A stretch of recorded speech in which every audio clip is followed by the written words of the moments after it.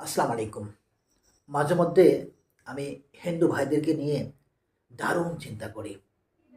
আমি নিজেকে ধিক্কৃত জানাই। আমার অনেক হিন্দু ভাইরা এই বাংলাদেশে রয়েছেন যারা অত্যন্ত উচ্চশিক্ষিত, যারা ঢাকা বিশ্ববিদ্যালয়, চট্টগ্রাম বিশ্ববিদ্যালয়, কুমিল্লা বিশ্ববিদ্যালয় এবং বাইরের বহু প্রতিষ্ঠিত বিশ্ববিদ্যালয়ে তারা লেখাপড়া করেছেন।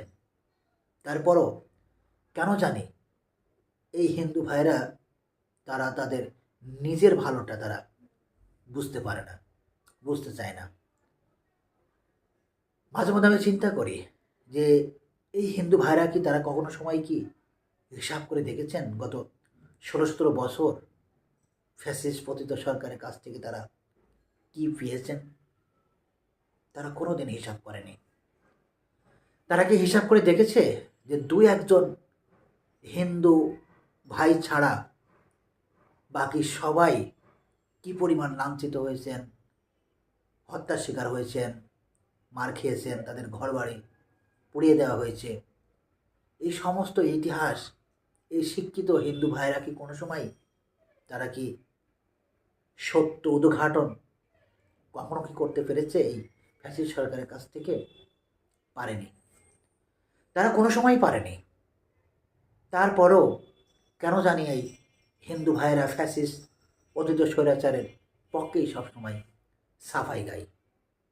কেন জানি অনবরত তারা সাফাই গাইতেই থাকে। মাঝে মধ্যে আমি চিন্তা করি, হয়তোবা শেখ মুজিব তিনি একসময় ভারতে পড়াশোনা করেছেন।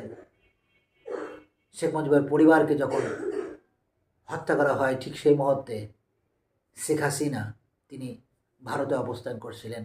হয়তোবা এই কারণবশতেও এই হিন্দু ভাইয়েরা তারা মনেই করেন যে এদের জন্ম এবং এদের বেড়ে ওঠা সব কিছুই ভারতে, অর্থাৎ তাদের সাথে আত্মার একটা সম্পর্ক। আর এই কারণেই হয়তোবা তারা এত নির্যাতিত হওয়া সত্ত্বেও এই ফ্যাসিস্ট সরকারের পক্ষেই তারা সাফাই গায়।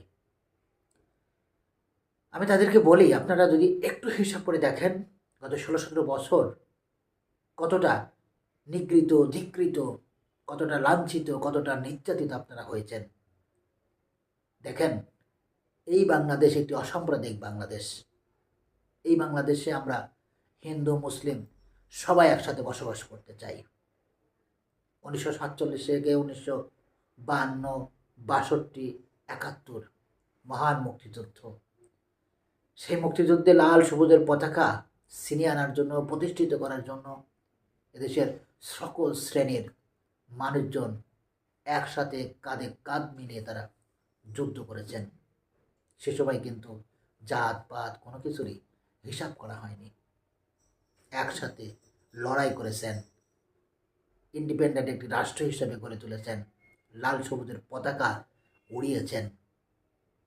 অথচ এই প্রজন্মের হিন্দু ভাইরা এসে তারা তাদের নিজেরটা বুঝতে শিখে না। তারা মনেই করতে পারে না এই দেশটাকে তারা কোনো সময় আপন করে নিতে চায় না। তারা কেন জানে ইন্ডিয়ার প্রতি তাদের মহত্বগাথা। আর ইন্ডিয়ার সাথে যেহেতু আওয়ামী সরকারের একটি ঐতিহাসিক সম্পর্ক, সেই কারণেই কেন জানি আমাদের এই হিন্দু ভাইয়েরা তাদের উপরে এতটা এতটা দুর্বল সব সময়। অথচ হিন্দু ভাইয়েরা কোনো সময় হিসাব করে দেখে না এদেশের স্বাধীনতা যুদ্ধ থেকে শুরু করে সমস্ত জায়গায় তারা তাদের অংশগ্রহণ ছিল অনস্বীকার্য। তারা এদেশের প্রতিটি বিষয়ের ক্ষেত্রে তারা অংশগ্রহণ করেছেন। এই দেশ তাদের, এই মাটি তাদের, এই বাংলা ভাষা তাদের। অথচ কেন জানি তারা কোনো এক অসহ্য শক্তির মাধ্যমে তারা সবসময় একটি সরকারের সাফাই গিয়ে যান, যে সরকার তাদেরকে অনবরত লাঞ্ছিত করেছেন, ধিক্কৃত করেছেন, তাদের হত্যা করেছেন, গুম করেছেন, তাদের নানা ধরনের ক্ষতি করেছেন। নিশ্চয় আপনাদের মনে আছে এই যে কয়েশ্বরচন্দ্র রায়, তিনি একজন প্রথম শ্রেণীর একজন রাজনৈতিক ব্যক্তিত্ব। অথচ তাকে কিভাবে পিটিয়ে রক্তাক্ত করে রাস্তায় ফেলে দেওয়া হয়েছিল। অথচ এদেশের হিন্দু ভাইয়েরা সেদিন কোনো কথা বলেননি। এটাই বাংলাদেশের হিন্দুদের কালচার। নিপুণ রায়চৌধুরী, তাকেও কীভাবে পিটিয়ে রক্তাক্ত করা হয়েছিল, সেদিনও কোনো হিন্দু ভাইরা এদেশের বিক্ষোভ করেনি।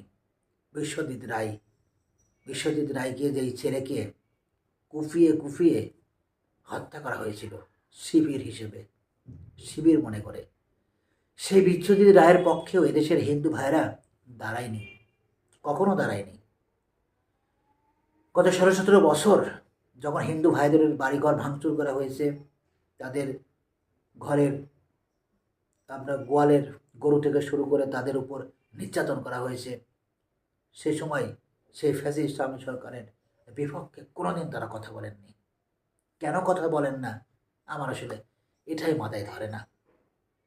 অথচ সময় এসেছে তাদের এটার পক্ষে কথা বলার। যে ফ্যাসিস্ট পতিত স্বৈরাচারী সরকার দেশ থেকে পালিয়ে গিয়েছেন, তাদের পক্ষে না গিয়ে বরঞ্চ এই দেশের জন্য কাজ করুন, দেশের মানুষের জন্য কাজ করুন। এই দেশ আমার, এই দেশ আপনার, এদেশের মাটি আপনার, এদেশের নাগরিক আপনি।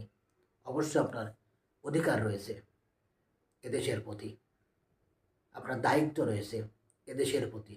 সুতরাং বাইরের অন্য কোনো রাষ্ট্রের মদতে আপনি ফ্যাসিস্ট সরকারের পক্ষ হয়ে আপনার এই দেশের অন্য ধর্মের ভাইদের সাথে, আপনার নিজের ভাইদের সাথে কখনোই মারামারিতে আর জড়াবেন না। এই দেশকে ভালোবাসুন, দেশের মানুষকে ভালোবাসুন, এবং যারা পতিত ফ্যাসিস্ট স্বৈরাচার সরকার তাদেরকে এড়িয়ে চলুন, তাদের ধিক্কার জানান। যে ধিক্কারের মাধ্যমে আপনি আপনার গৌরবোজ্জ্বল এই বাংলাদেশ, সুন্দর বাংলাদেশ গড়ে তুলতে পারবেন।